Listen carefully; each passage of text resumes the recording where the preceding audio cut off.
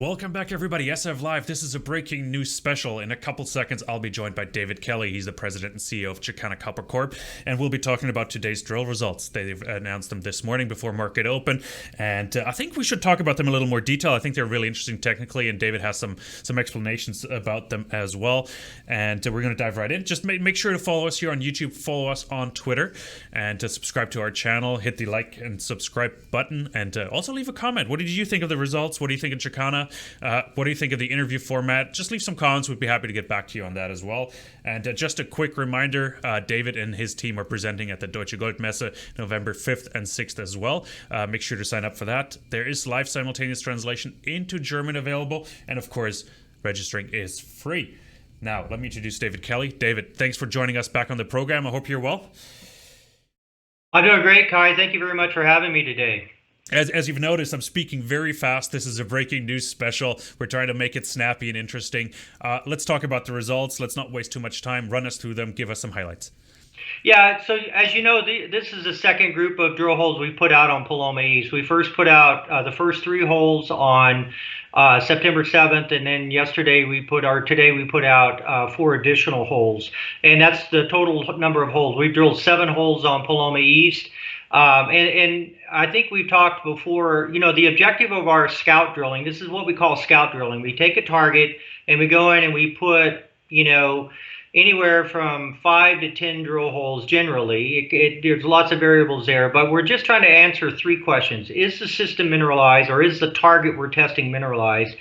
Is there indication of high grade? Because we know if we find some high grade, it doesn't even have to be a lot of high grade. If we find it, there's more of it. We know that because the high grade comes from depth, right? These are fluids that are moving through the permeable breccia rock, the breccia pipe itself. And so we can track those things.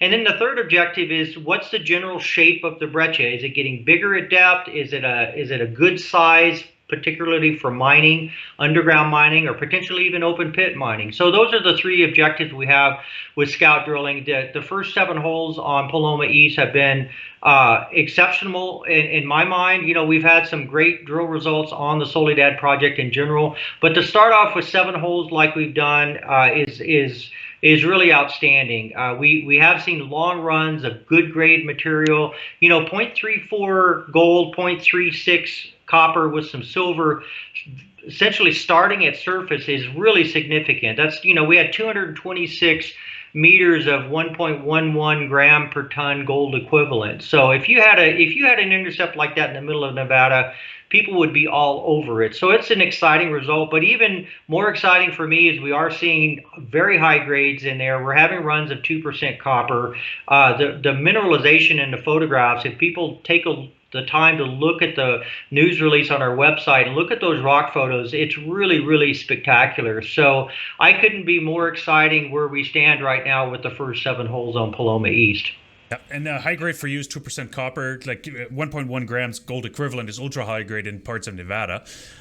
What's high grade for you in Peru? Just give us some context there.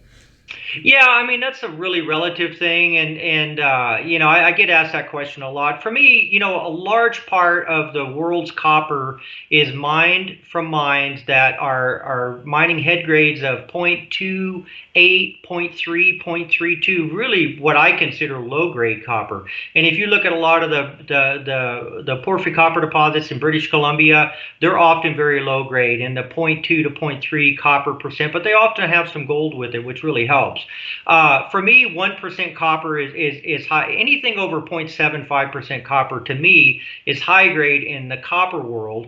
But I realize, if you have a massive sulfide deposit, you might have 5 or 10% copper, but a much smaller footprint. So I'm very happy with grades that are over 0.75 with copper, and then especially if you throw some silver and gold in it like we have. And I think you and I have discussed before, right now about 70% of the value in Soledad, if you just look at our mineralized intercepts from all the drilling we've done, about 70% of it sits in the gold and silver because we have such strong precious metal prices right now. Even though our copper grades are, oftentimes, at or near 1%. Yeah. Now we've been joking about whether we should rename the company Chakana Gold, right? And Yeah. so, but if we did that, then we'd stop talking about it. And I love talking about that. yeah, no, no. You shouldn't change your identity as well. That doesn't make any sense, and you should go with the wind, right? But I just wanted put a mask on too.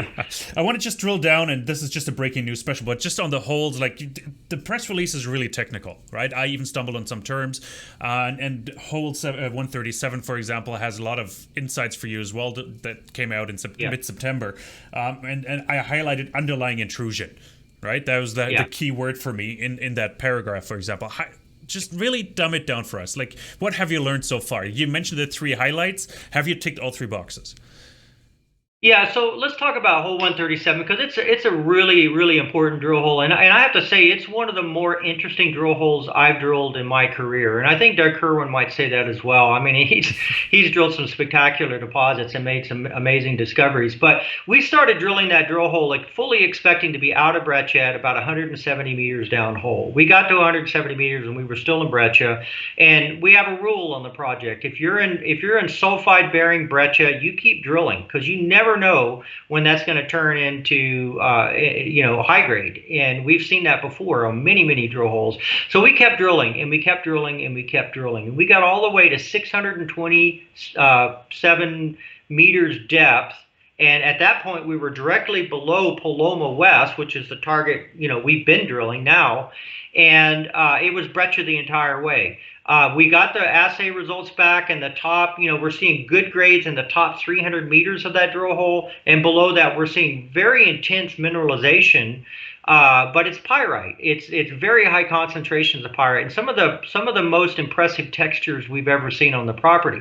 Well, people might ask, well, who cares if it doesn't have copper, gold, and silver in it? And that's a good point. But we know that these sulfide systems they're zoned, and oftentimes beneath the pyrite you see copper. Okay, so there's the potential for that style of mineralization transitioning into copper. There's also very prominent zones of copper replacement. We've seen it in all the breccia pipes we drilled at depth, and we've even seen it very impressively in the news release today. If you go look at those photographs, about half of the copper we're showing is copper replacing pyrite. So if you've got a large body and we have 118 meters of 22% pyrite, that if it's mimicking that geophysical signature we sent, that is really an impressive sulfide system.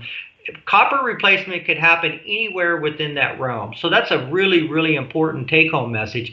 And then on top of that, Kai, we have the last 53 meters, the molybdenum numbers skyrocket. And molybdenum is a metal that typically very tightly concentrated around or near or proximal to an intrusion. Okay, so we've got a very discrete vector telling us that yes, we are starting to see the signs of an intrusion at depth. It's manifesting itself in molybdenum, and we've seen that at breccia 6 as well. Very similar result.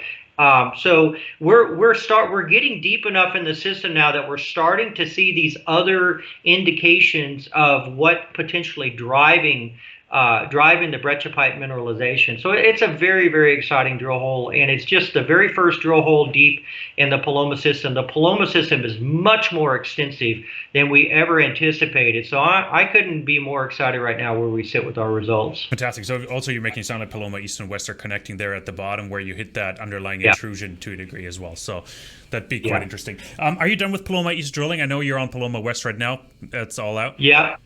Yeah, we're just finishing. In fact, we're just finishing up Paloma West, and I can tell you, I cannot wait to talk to you about Paloma West. Okay, fantastic. And all the holes released from Paloma East are still few in the lab? Nope, they're all out today, and so soon we'll be getting the first drill holes out on Paloma West, and we've done a lot of drilling there. It's a different breccia shape.